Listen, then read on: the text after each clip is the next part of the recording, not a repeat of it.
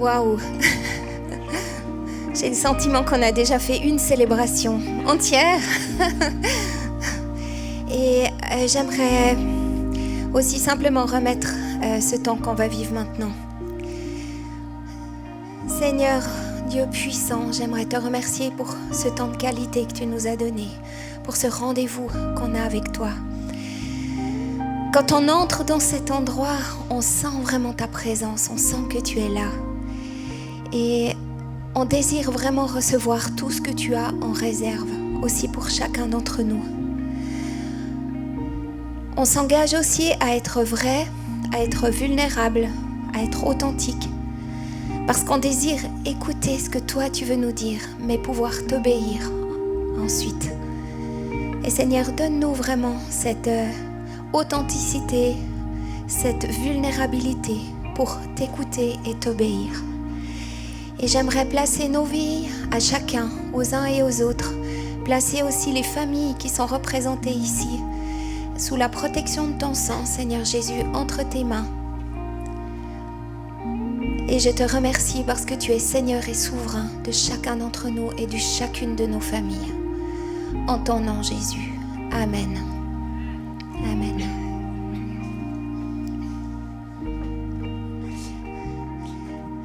Alors, je vais donner la suite de quelque chose que j'ai commencé à apporter déjà au mois de février, il y a un mois, qui s'appelle, le titre c'était « Terrasser ou abattre les géants ». Et aujourd'hui, j'aimerais apporter la deuxième partie.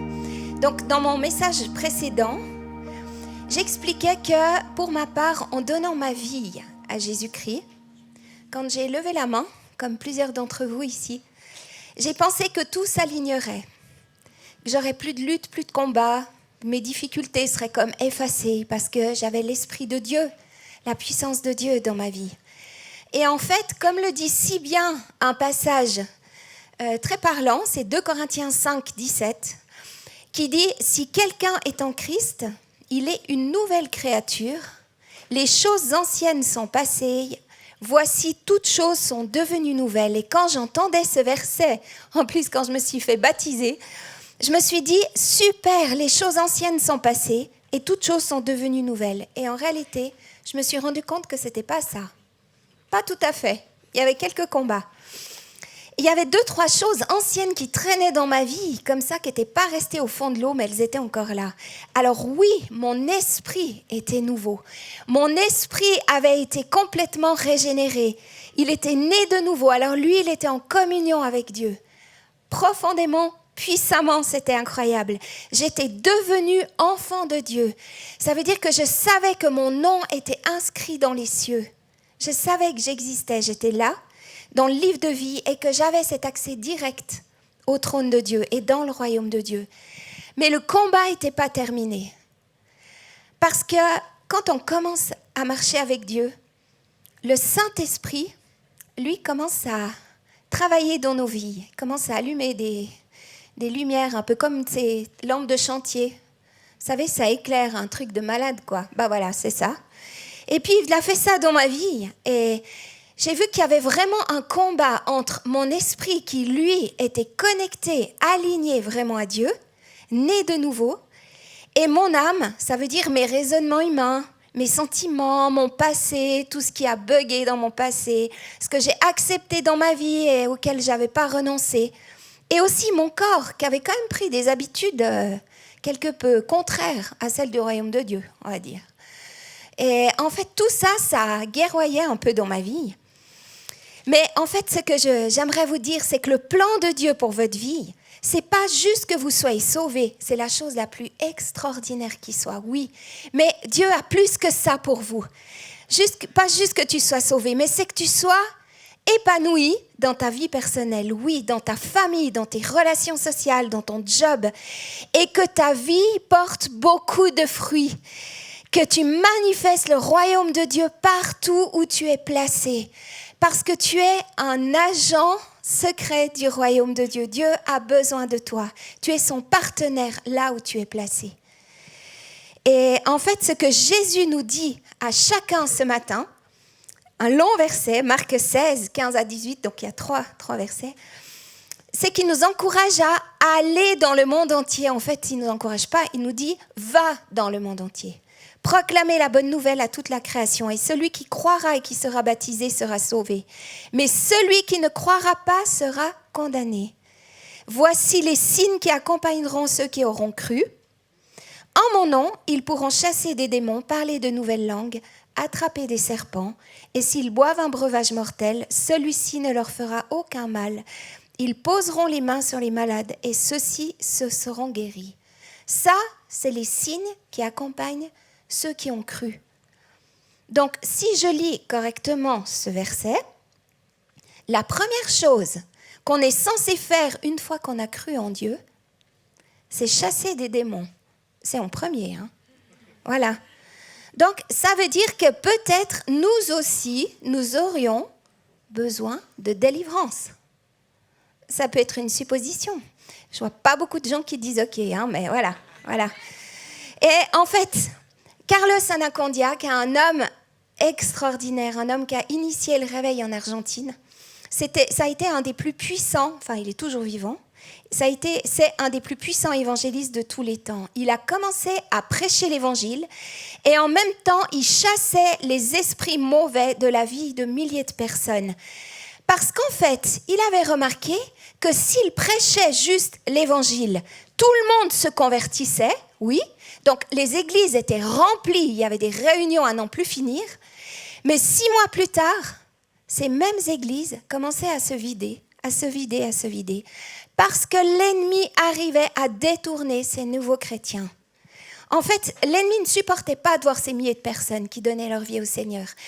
Et en fait, quand il y a juste la parole qui est prêchée, il y a certains bagages ou la guerre interne qui continue aussi dans nos vies, des droits générationnels qu'on a reçus, des portes qu'on a ouvertes spirituellement, qui commencent à nous décourager parce que l'ennemi, il attaque. Il dit, oui, mais en fait, ouais, tu as pris une décision, mais est-ce que vraiment tu l'as prise?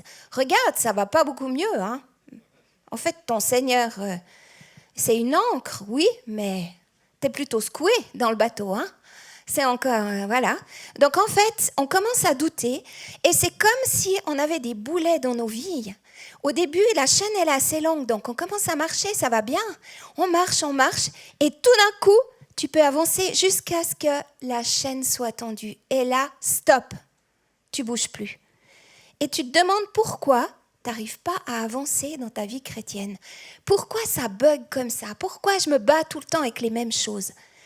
En fait, c'est simplement que le diable a encore des entrées et des droits légaux dans ta vie. C'est assez simple, en fait. Assez simple. Alors, d'où viennent les démons ou les esprits méchants? Alors, Satan est une créature de Dieu. Le diable est une créature de Dieu, mais c'est un ange déchu. Il a été créé avant la création du monde et il occupait une place incroyable dans le royaume de Dieu. Il était très haut dans la hiérarchie céleste. Mais à un moment donné, il s'est rebellé contre Dieu. Il a voulu prendre sa place. Il voulait être son égal. Et Dieu l'a chassé du royaume et il l'a précipité dans le 2e ciel. Vous savez, on a un ciel, celui qui est là où il y a les étoiles, toute notre galaxie. Ensuite, il y a un 2e ciel et c'est là où se trouvent Satan et les anges déchus. Et le 3e ciel, c'est celui du royaume de Dieu, là où se trouve Dieu. En fait, il a été précipité avec une partie des anges qui étaient là, qui l'ont suivi dans sa chute. Alors, on peut les appeler démons, esprits méchants, esprits impurs. En fait, voilà, ça revient au même, quoi. On peut les appeler squatters aussi, parce que c'est un peu ce qu'ils font.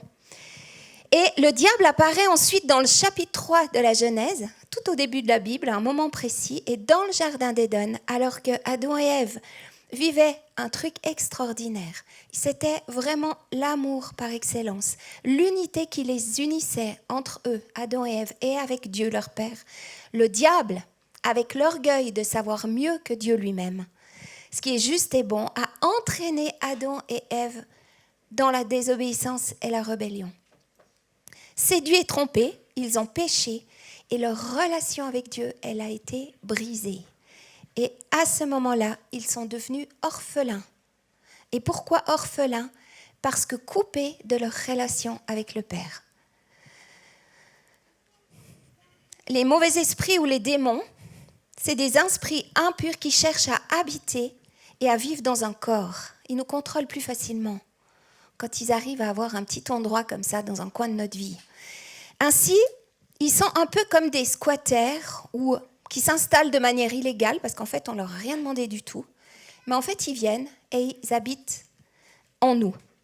Alors, j'aimerais juste casser un truc, je trouve que c'est important de le casser, c'est qu'un chrétien ne peut pas être possédé. Je précise, parce que quiconque appartient à Dieu, appartient à Christ, ne peut pas appartenir au diable. Dans une maison, il y a un seul homme fort. Si le Saint-Esprit est dans votre vie, vous ne pouvez pas être contrôlé par le diable, parce que la personne à qui vous avez donné le droit et l'autorité d'être dans votre vie, c'est le Saint-Esprit. Mais malgré ça, il peut y avoir des aspects de notre vie et de notre personnalité que le Saint-Esprit et la nature de Christ n'ont pas encore investis. Des endroits qui datent d'avant, de notre ancienne vie, où le Saint-Esprit, en travaillant et en éclairant les choses, il n'a encore pas passé partout. Et c'est justement ça, la grâce et la bonté de Dieu, qui nous pousse à la repentance et à marcher sur un chemin de libération. C'est la grâce de Dieu, c'est sa bonté qui te pousse et qui parle à ton cœur et qui te dit « mais là, il y a des choses, ça ne joue pas. Là, continue pas avec ce boulet. Oui, tu peux aller jusque-là, mais stop maintenant. » En fait, tout ce qui nous mène, la vie difficile, tout ce qui nous persécute de l'intérieur dans nos pensées, nous amène du tourment, sont ces esprits impurs qui sont dans nos vies.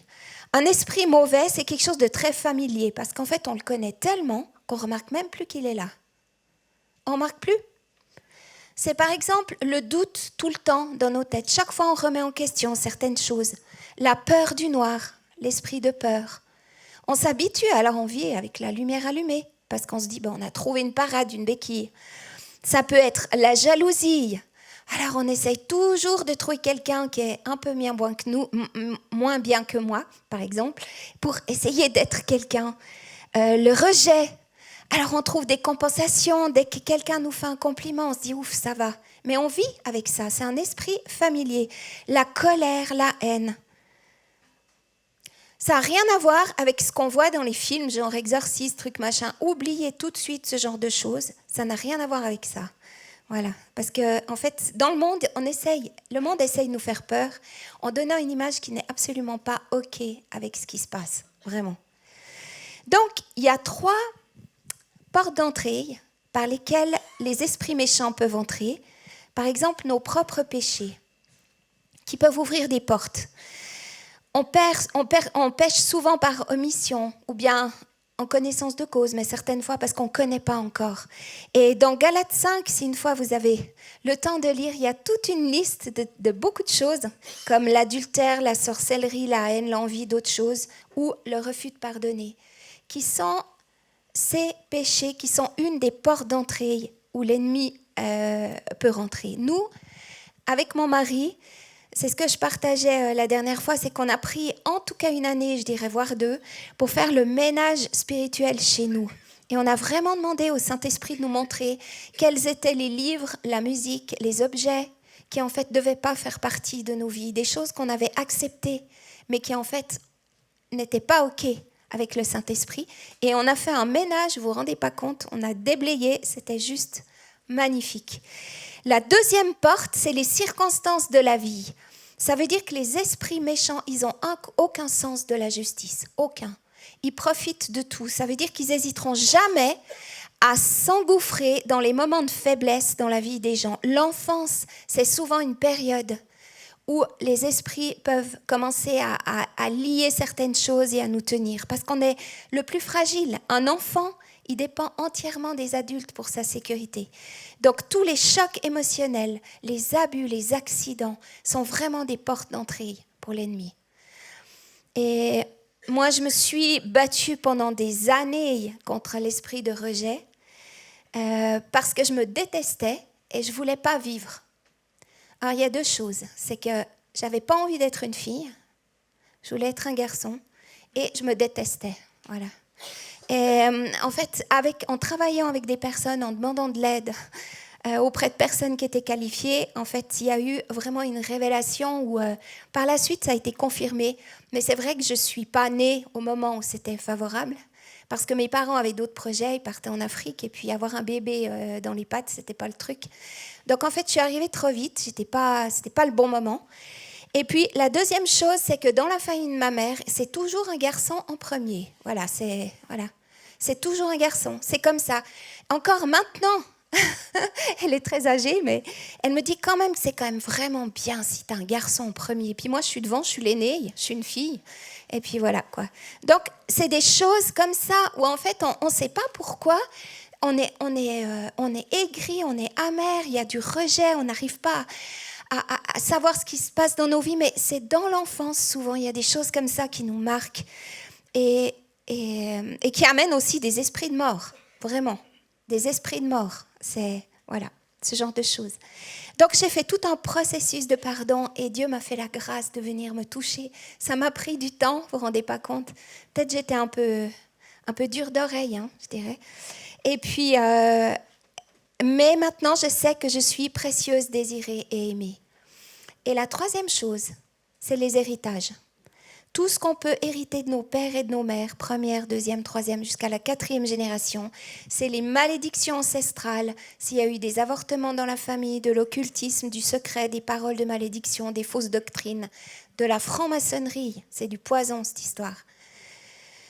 Et pour nous, c'est au travers, justement, d'une malédiction qui se transmettait de génération en génération du côté des femmes et qui touchait vraiment ma fille et moi, qu'on a pu à un moment donné couper ça.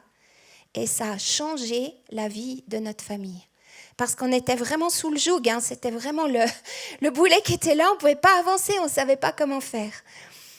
Et c'est juste extraordinaire de dire, ok, est-ce que Saint-Esprit, tu es d'accord de venir me montrer certaines choses? Est-ce qu'il n'y a pas des domaines dans lesquels le diable a un droit? Dans lequel j'ai un esprit de peur, ou j'ai un esprit de crainte, ou un esprit de rejet. Et le voleur, dans Jean 10,10, on voit l'œuvre de l'ennemi, le voleur ne vient que pour voler, égorger et détruire, mais moi, je suis venu afin que les brebis aient la vie et qu'elles l'aient en abondance. Jésus a un profond respect pour chacun d'entre nous, alors que l'ennemi, il n'en a aucun. Aucun. Et j'aimerais nous encourager vraiment à suivre l'exemple de Jésus quand il était dans le temple à Jérusalem. Dans Matthieu 21, il est dit que Jésus entra dans le temple de Dieu, il chassa tous ceux qui vendaient et qui achetaient dans le temple, il a renversé les tables des changeurs de monnaie et les sièges des vendeurs de pigeons. Il leur dit, il est écrit, mon temple sera appelé une maison de prière, mais vous en avez fait une caverne de voleurs. On a la responsabilité, on a déjà la possibilité, la responsabilité de chasser les intrus de notre temple, de chasser les squatters qui sont dans nos vies, d'avoir une vie qui est entièrement libre et débarrassée de tout ce que le diable veut laisser. Alors, est-ce qu'on veut continuer de vivre courbé avec des boulets aux pieds? Ou est-ce qu'on veut avoir assez de courage, d'humilité pour dire « j'ai besoin d'aide, j'ai besoin d'aide ». Donc, si je reviens au verset de départ qui dit « si quelqu'un est en Christ, il est nouvelle créature, les choses anciennes sont passées, voici toutes choses sont devenues nouvelles ». Alors oui, toutes choses sont devenues nouvelles, oui, parce qu'à présent, j'ai l'autorité pour ma délivrance. Avec l'aide du Saint-Esprit qui est en moi, je peux être déterminée à lâcher ce qui doit partir. Parce que dans Colossiens 2, on a cette autorité au travers de Jésus-Christ. Vous qui étiez morts en raison de vos fautes et de l'incirconcision de vos corps, il vous a rendu à la vie avec lui, il vous a pardonné toutes vos fautes. Il a effacé l'acte rédigé, je vais le dire à la première personne, contre moi, qui me condamnait par ses prescriptions, et il l'a annulé en le clouant à la croix. Il a ainsi dépouillé les dominations et les autorités, tout ce qui a trait à l'ennemi, tout ce qui me pourrit la vie à l'intérieur, et les a données publiquement en spectacle en triomphant d'elles par la croix. À la croix, Jésus a porté tous nos péchés. Il a vaincu le pouvoir de la mort pour nous sauver. Et en acceptant Christ dans nos vies, on se soumet à son autorité. Et le diable perd pied. Il n'a plus de droit. Il n'a plus de droit.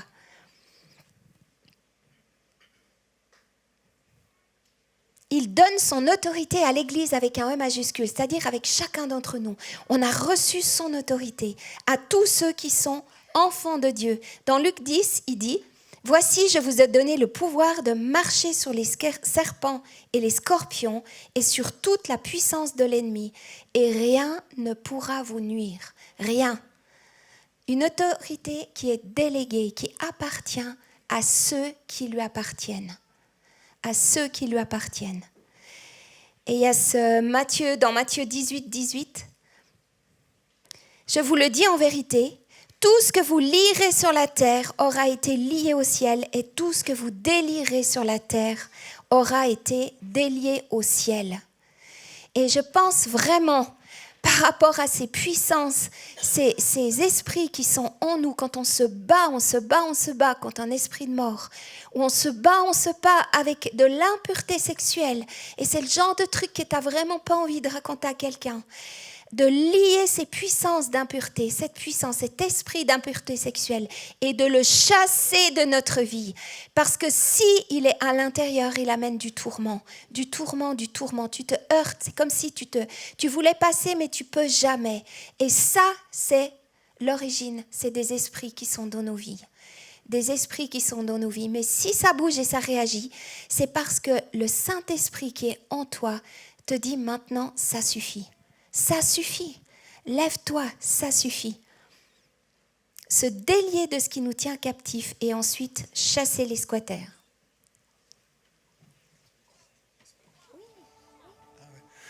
C'est vrai qu'il faut une certaine détermination. On a vécu plusieurs expériences avec ma femme, et je pose notamment la fois où on voulait plus.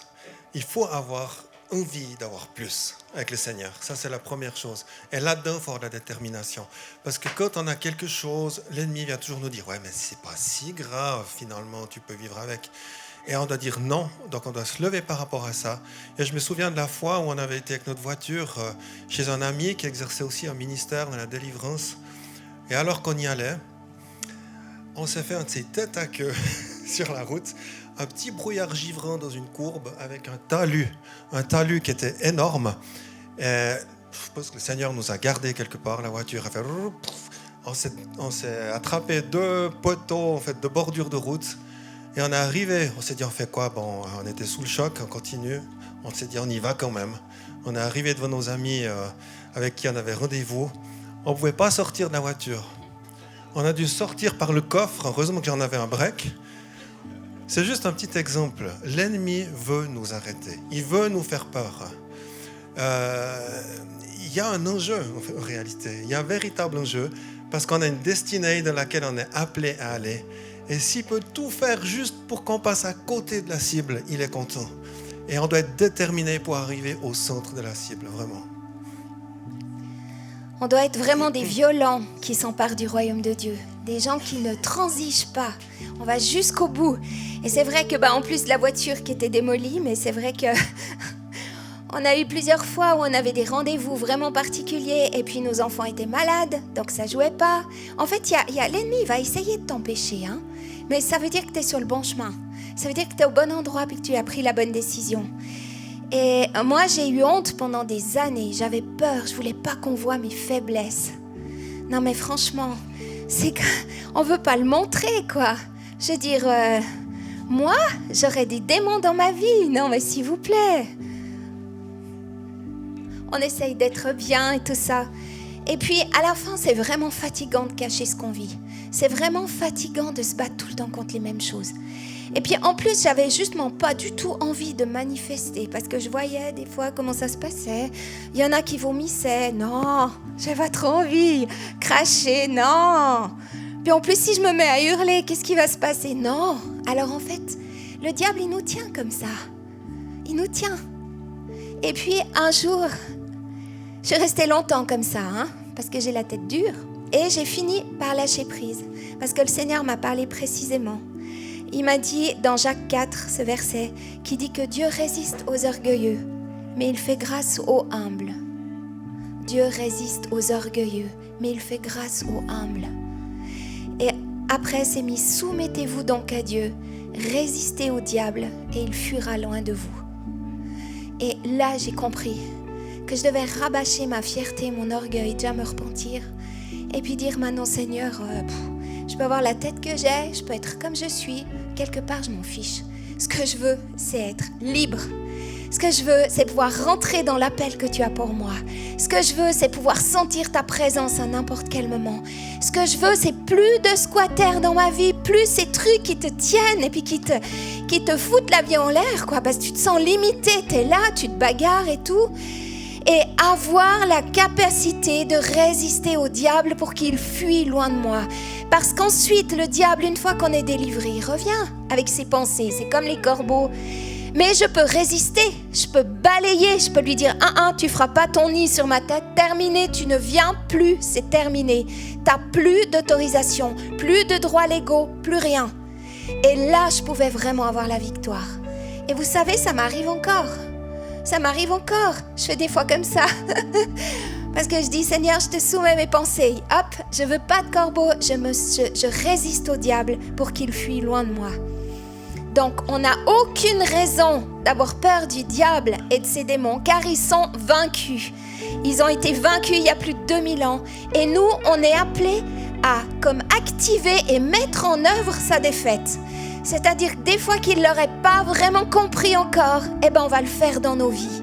Et on reproclame qu'il a perdu. La seule chose qu'on doit craindre, c'est de se décourager et d'abandonner. Et ça, pas question.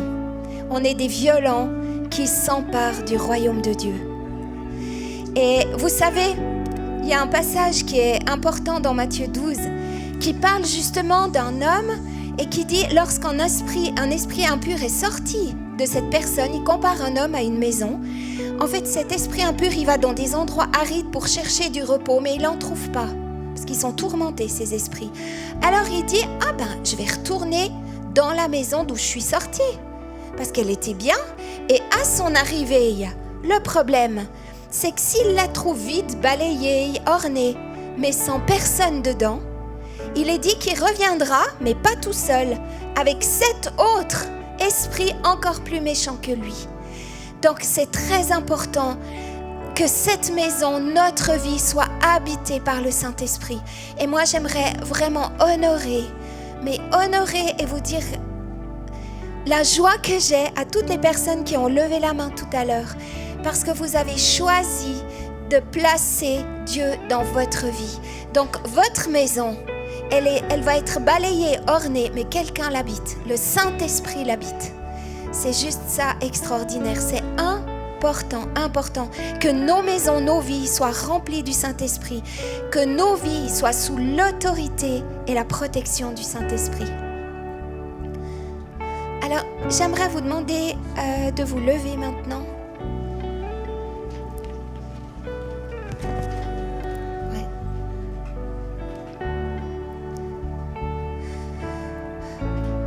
Vous connaissez le verset le plus court, on peut dire le plus court de toute la Bible. Oui, c'est vrai. Mais j'en ai un autre, mais il est un petit peu moins court. Je me suis fait avoir par Alex.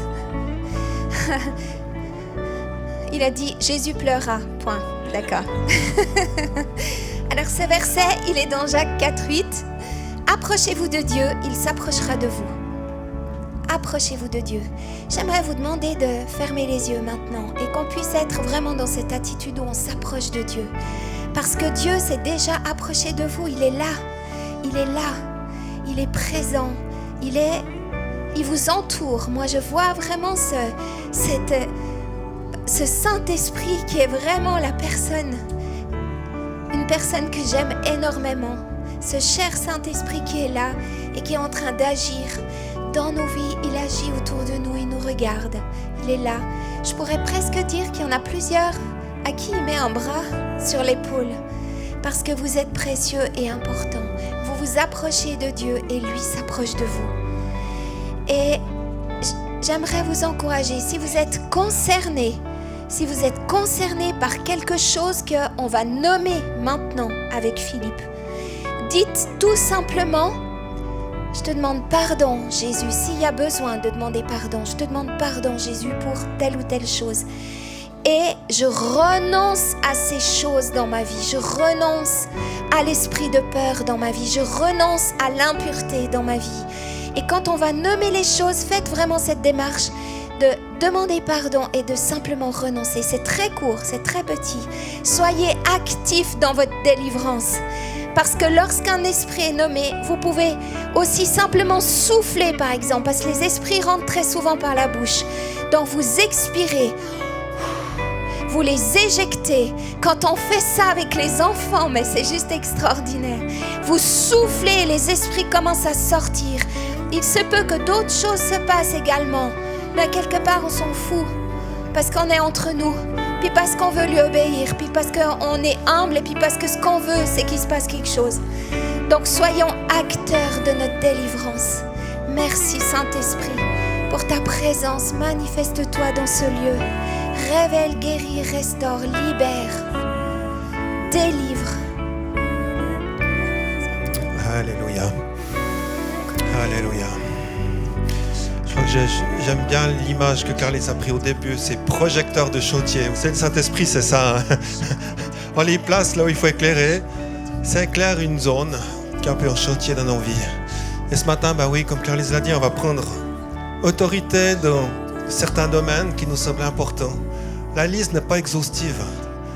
Et le Saint-Esprit fait son œuvre. Le but, Jésus veut nous libérer, veut nous rendre libres. Il y a certaines choses qui vont se faire ce matin et on sait que le reste, Dieu va conduire chacun. Il y a des temps particuliers, mais aujourd'hui, il agit. Alléluia, Jésus.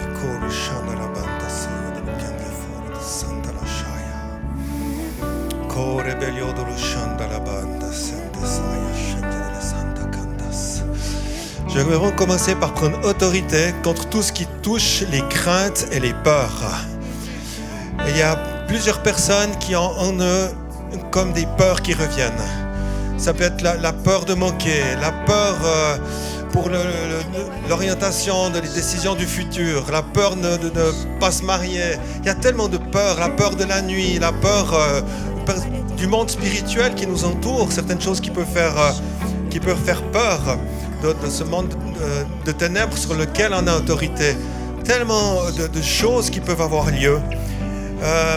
Eh bien, je vais maintenant ordonner à tout esprit de peur qui vous tourmente, quelle qu'elle soit, j'ordonne à ces esprits de peur de sortir de vos vies dans le nom de Jésus-Christ. Esprit de peur, tu as été vaincu, tu sors au nom de Jésus-Christ. Au nom de Jésus. Au nom de Jésus. Pour plusieurs, ça a été des blessures que vous avez eues dans votre enfance. Et en fait, ces blessures, cette insécurité, elle a provoqué de la crainte et de la peur. Et vous avez peur de l'avenir. Vous ne savez pas ce que l'avenir vous réserve. Mais cet esprit de peur, il part maintenant dans le nom de Jésus. Ça sort maintenant. Et moi, toutes les personnes qui sont concernées, vous soufflez, vous éjectez ces esprits de peur et de crainte. Esprit d'abandon, tu as été abandonné. Et le diable te tient par ça. Tu as peur d'être abandonné par tout le monde. Ça sort maintenant. Au nom de Jésus, ça part maintenant. Je prends aussi autorité contre tout ce qui est du rejet. Oui. Le rejet est quelque chose de pernicieux. Il y a le rejet que j'ai par rapport aux autres, mais il y a le rejet que je ressens par rapport à moi-même. C'est des choses qu'on a souvent vécues parfois de notre enfance, bien souvent. Et maintenant, je dis rejet. Toi qui fausses la vision, toi qui as pris une place de la personnalité, esprit de rejet, je te chasse au nom de Jésus-Christ. Tu sors au nom de Jésus. On ne te veut plus, toi qui perturbes la personnalité. Tu dégages au nom de Jésus. Il y a aussi tout ce qui touche à l'occultisme, tout ce qui a été prononcé chez les ancêtres, des paroles qui ont été prononcées chez les ancêtres dans le nom puissant de Jésus. Je prends autorité sur tout esprit de contrôle et de sorcellerie et ça sort maintenant. Esprit de contrôle et de sorcellerie, tu sors dans le nom puissant de Jésus. Je brise aussi tout héritage mauvais, toute malédiction qui a été prononcée sur vos vies, où vous vous battez contre des choses où vous ne savez pas comment faire. Et ces malédictions, ces paroles de malédiction, je les lis maintenant dans la puissance de ton nom, Jésus. Et je vous ordonne de sortir, vous partez maintenant, vous êtes libres de toute parole de malédiction. Et je chasse tout esprit méchant attaché à ces malédictions. Je vous libère de la vaine manière de vivre que vous avez hérité de vos pères et de vos mères.